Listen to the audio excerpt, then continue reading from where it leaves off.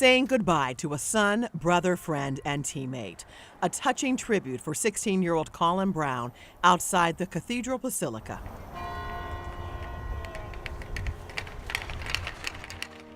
He guides me in right paths for his name's sake. Honoring the life of the hockey player killed by a stray bullet on I-55. The emotional message shared by his former coach.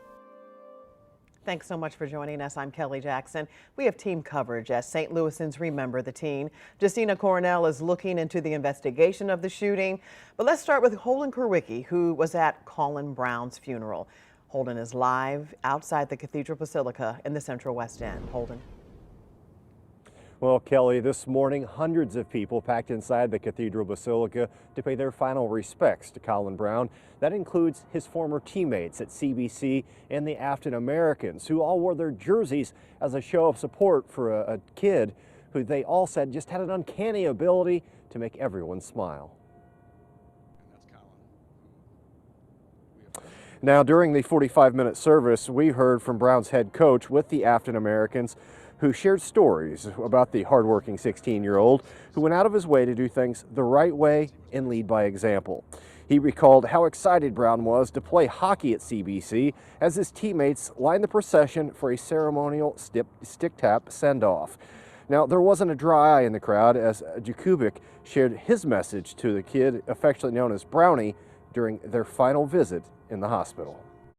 I said, Brownie, can you give me one more shift? If you're too tired, it's okay. You've done great. Brown's remains were cremated, so there will be no public burial service. However, his organs were donated by his family so that he can continue to lift up others in life the way that he always did out on the ice. Reporting live at the Cathedral Basilica, Holden Kurwicki, 5 on your side.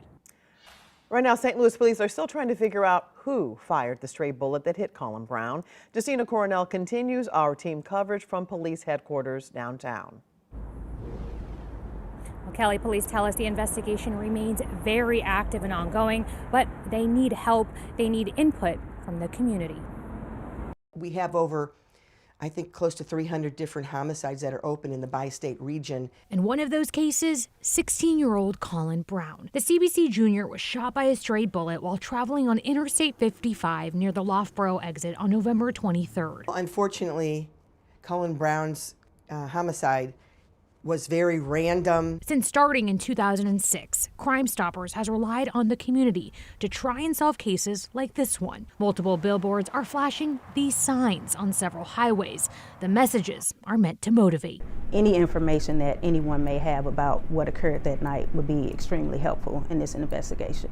As detectives continue to dig, I do know that it is still ongoing. Detectives are working around the clock on it. A reward increase is one possible way to bring this case forward. And there's a up to $25,000 reward if that information leads to a felony arrest. It started off as $5,000, and with the help of friends, family, and anonymous donors, the amount has quadrupled, all coming together to find more clues and clarity in this case. Since inception, Crime Stoppers' information from tipsters has helped law enforcement solve at least 40 homicides. They hope to add this case too. It's the community that calls in with those tips that fill those pieces to the puzzle, where law enforcement can now assess a little better and hopefully make an arrest for this case.